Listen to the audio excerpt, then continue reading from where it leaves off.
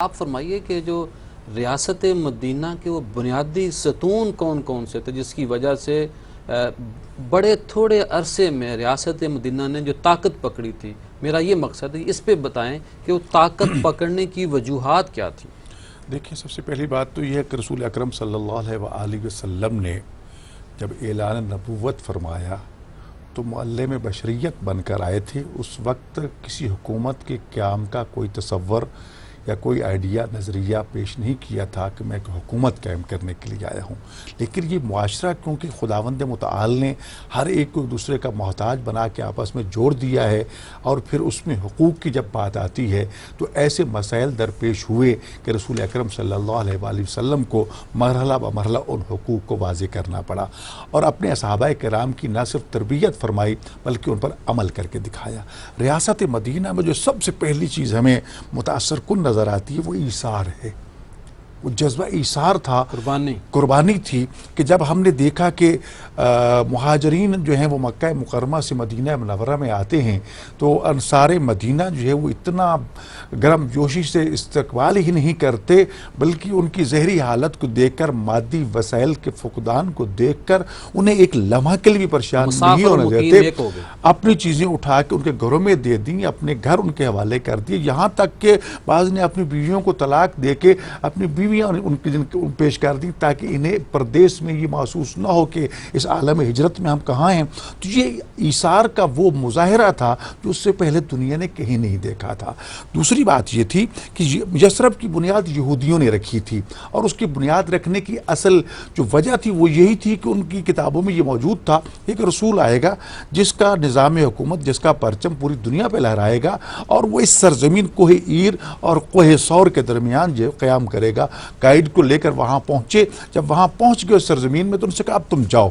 तो सबसे पहली बस्ती यसरब इसी बुनियाद से उन्होंने कायम की थी, नियत से कायम की थी, जब वो रसूल आएगा तो सबसे पहले हम उसके साथ ही बन जाएंगे। लेकिन जब आपने हिजरत फरमाई और यहाँ तशरीफ़ लाए तो यहूद ने देखा ये तो बनी इस्माइल से है, हम बनी इसराइल से हैं, तो लिहाजा वो तअस्सुब जो था ना नेशनलिज्म का वो उठ खड़ा हुआ और सबसे पहले वही दुश्मन बन गए।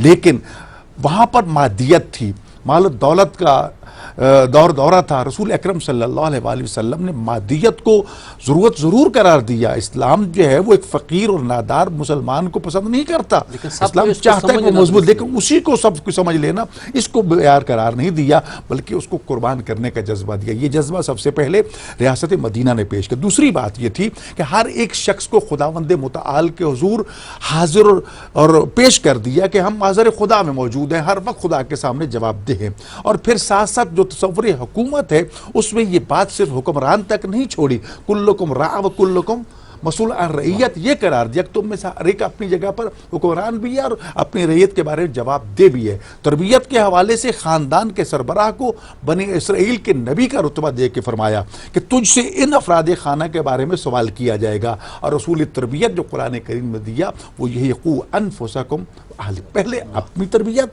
पहले अपने आप को जहन्नम से बचाओ, पहले अपने आप को खुदा की नाफरमानी से बचाओ, दूसरे मरहले में अपने अहल वयाल की तरफ आओ, फिर अपने घर से बाहर निकलो, फिर गली कूचों में जाओ, फिर बस्तियों में जाओ। तो इस तरह पूरे मुआशरे की तरबियत होगी। तो लिहाजा जिस तरह मौलाना साहब ने फरमाया तो मैं तो यहाँ कहूँगा, हज़रत अली इब्न अबी तालिब अलैहिस्सलाम इरशाद फरमाते हैं कि लोगों की क़यादत की जिम्मेदारी कबूल करने से पहले अपने आप को उसका अहल बनाइए कि मैं लोगों को गाइडेंस दे सकता हूँ या नहीं, उनका लीडर बन सकता हूँ या नहीं। लीडर बनने से पहले लीडर की सलाहियतें पैदा होना चाहिए। और एक आम मुसलमान के लिए जब ये कह दिया गया लिमा तक़ूलून मा ला तफ़अलून, वो कहती क्यों जो तुम करते नहीं हो, तो एक लीडर को तो इससे कहीं बेहतर होना चाहिए। तो लिहाजा रसूल अकरम सल्लल्लाहु अलैहि वसल्लम की सीरत तय्यबा और ताहिरा तो ये बताती है कि आप पहले खुद अमल करते थे, फिर असहाबाए किराम को हुक्म दिया करते थे। तो लिहाजा तरबियत का असूल घर से शुरू होना है, फिर माशरे में जाना है। तो लिहाजा पहले अगर हम ये मीडिया की बातें, ये सारी चीज़ें अपनी जगह पर, लेकिन अगर हम